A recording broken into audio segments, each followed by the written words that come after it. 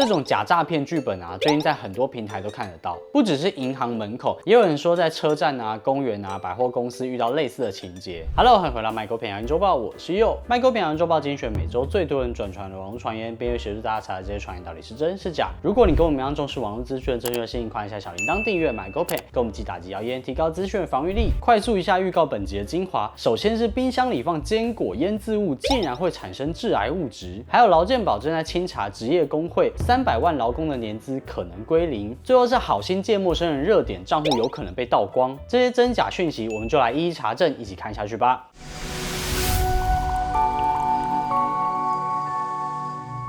第5名，美国出动水炮车驱赶洛杉矶抗议民众。本周第5名的谣言跟近期洛杉矶的抗议活动有关。这个事件的起因是6月6日，洛杉矶的移民局执法人员在多个地点突袭执法，逮捕了非法移民，引发了群众的不满。每天有上百人聚集在洛杉矶市中心抗议，川普便在6月8日下令2000名国民卫队进驻。不过，因为这个举动没有经过加州州政府的同意，也造成地方跟联邦的紧张局势升温。而这一次的谣言是一支影片，声称美国洛杉矶警方出动有颜色水炮车射向民众，这是真的吗？麦狗片查核记者找到了今年初一位脸书用户曾经上传同样的画面，当时也是声称是美国对付抗议民众的手段，但被脸书认证的第三方事实查核机构标示为不实的资讯。如果用没有浮水印的影片搜寻的话，可以找到前肯亚记者去年6月在脸书发布的影片，跟谣言影片是同一个场景。而根据影像网站 Newsflare 的描述，这个片段是肯亚警方使用带有颜色的高压水枪驱赶抗议国家财政法修法的民众，地点是在肯亚的首都奈洛比。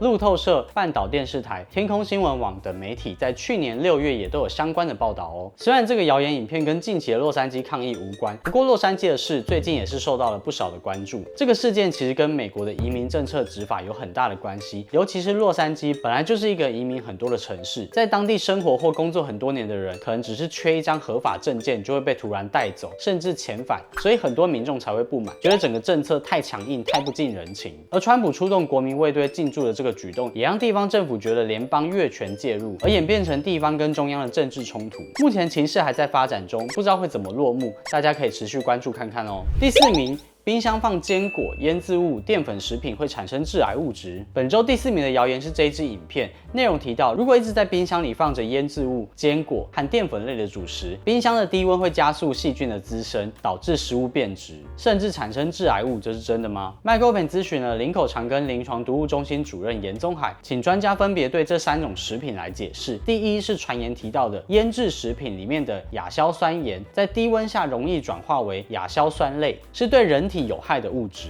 专家表示，我们每天吃的新鲜蔬菜，因为吸收了土壤里的化学肥料，所以都含有硝酸盐的成分。但这不是医学上会担心的，我们要担心的是，万一蔬菜不新鲜，肠胃中的细菌把硝酸盐变成亚硝酸盐之后，又跟着蛋白质里的胺类结合，才会变成致癌物质亚硝胺。这一整个代谢过程跟温度没有关系，传言内容并不正确。第二是关于坚果，根据食药署的卫教文章，花生坚果如果保存不当，确实极有可能受到黄曲毒素的真菌污染，因此建议根据包装上的说明，放在干燥不易受潮的地方，或是冷藏密封，并尽快食用完毕。因此不能放在冰箱里的说法并不正确哦。最后是关于淀粉类主食，食药署的卫教文章也提到了，无论是生的还是熟的面条都应该冷藏保存。总结来说，市面上各种食品都有，即使是同一种产品，因为原料条件、制造过程、包装技术、贩售环境的不同，适合的保存方式也不一样。所以最单纯、最正确的方式就是仔细看清楚包装，依照厂商建议的方式来保存哦。看到这个谣言，让我想到以前很多人会说，热的东西不能直接放进冰箱，因为会让冰箱坏掉。但这个说法其实后来也被专家推翻了哦。卫福部的建议是，只要是熟食，2小时内没吃完就应该要赶快冰，因为在室温下放太久，反而更容易让细菌大量繁殖。如果真的很烫，只要等到温度稍微下降一点点就可以冰了。另外还有个重要的观念，放进冰箱不代表可以永久保存，像熟食通常最多放个3-4天就一定要吃完，也不要反复加热，就算闻起来、吃起来味道没有变，但很可能已经有细菌滋生喽。第3名，分享中老年人养生之道的 AI 影片。本周第3名的谣言是一系列的 YouTube 影片，主要在分享各种健康养生的方式，例如说饭后不要激烈运动，不要吃太饱，摄取蛋白质，水不能喝太少，睡眠要充足，每天走1万步，反而会有膝关节炎等等。共同点是会用 AI 人像再搭配耸动的标题，这些内容是真的吗？星光医院家医科医师柳鹏时表示，其实传言提到的这些说法大致都是正确的，但专家还是特别提醒，这些比较笼统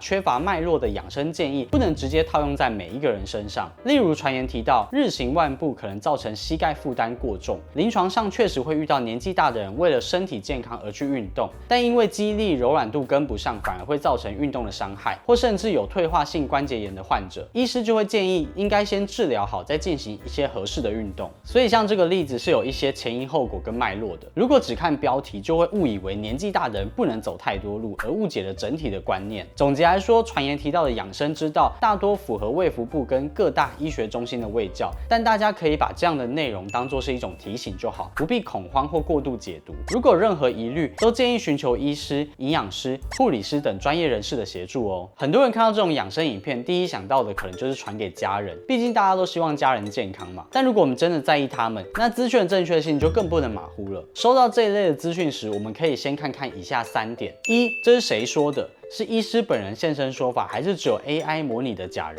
？2，有没有标示出处，或是引述哪篇研究或哪家医院的建议？3，内容会不会太极端或太简化？例如不能走太多路，或一定要吃某种食物。这些说法虽然听起来简单，但只要是健康问题，都还是会涉及到年龄、体质等因素。这些小技巧都可以帮助大家简单判断这些内容到底靠不靠谱哦。第2名，劳保局大清查，300万职业工会劳工年资可能归零。本周第2名的谣言内容是关于劳保局正在大清查投保在职业工会的劳工，如果没有遵守相关规范，这群劳工的年资有可能归零，这是真的吗 ？FTN 新闻网、旺德富理财网、风传媒等媒体都有用类似的标题发布文章，但这其实是不实的讯息哦。我们实际检视了劳动部跟劳保局的官网，都没有找到他们要全面清查的新闻稿或声明。而根据联合新闻网报道，劳动部官员在6月初受访时表示，劳保局近期办理的是例行性抽查，而不是全面清查。而传言声称，目前挂保在职业工会的劳工约有300万人，这也是错误的资讯。根据劳动部统计查询网，截至今年3月，透过职业工会投保劳保的人数大约只有190万人。提醒大家，对于劳保相关议题有任何疑虑，都可以直接询问劳保局或大家所属的职业工会。网络上的相关内容有可能有来源不明、资讯过旧的问题，大家务必要多注意哦。我自己也是在职业工会保劳保的，所以一开始看到这个标题，老实说真的有吓到，还好实际情况并不是这样。顺便提醒大家一个很重要的原则，那就是投保的工会务必要跟自己实际的工作内容有关，像是你是设计师，就找设计相关的工会；做行销可以找创意、企划类别的，这样如果真的被抽查，也可以证明你是符合资格的。另外也提醒大家，要定期确保自己的劳保年资，以及留意工会有没有准时帮你缴费。如果有任何疑问的话，就直接询问劳保局或是工会，毕竟我们辛辛苦苦缴的保费，当然不希望出任何差错啊。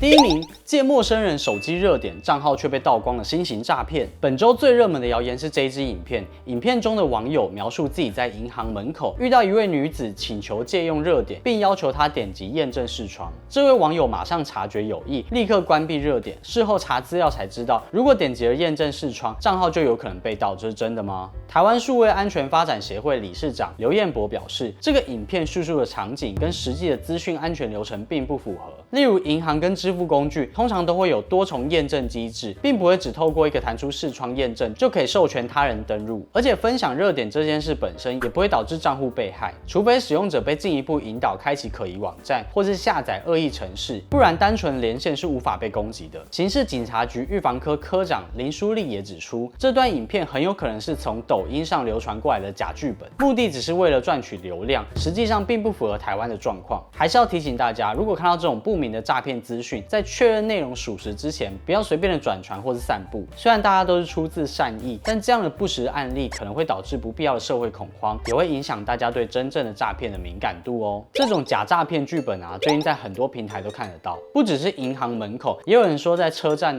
公园百货公司遇到类似的情节。但这些故事，如果我们仔细思考，会发现很多在技术上根本行不通。像今天这个例子，我们开热点给别人用的时候，它只是在借用你的网络度而已，不可能就这样偷走你手机里的资料。想防范类似的诈骗，可以记住以下3点：一、不随便扫来路不明的 QR code； 2、不点击不明验证网址或是简讯； 3、如果遇到陌生人叫你快点按这个，就要特别小心。好啦，以上就是本周最热门的谣言，完整的查文章我们都放在下方资讯栏。最近很多人在讨论战争避难包的话题，我们完全可以理解大家的焦虑，所以想说最后来分享一下由黑熊学院提供准备避难包时可以参考的333原则。333原则指的是人只要失温3小时、脱水3天，或是缺乏热量3周，就会有严重的生命危险。所以我们在准备物资时，可以先从保暖、饮水、饮食这3个基本维生需求下手。准备好之后，再来考虑特定情境会需要的器材，才不会本末倒置，也可以减少无谓的金钱浪费。具体来说，我们可以这样去准备：一、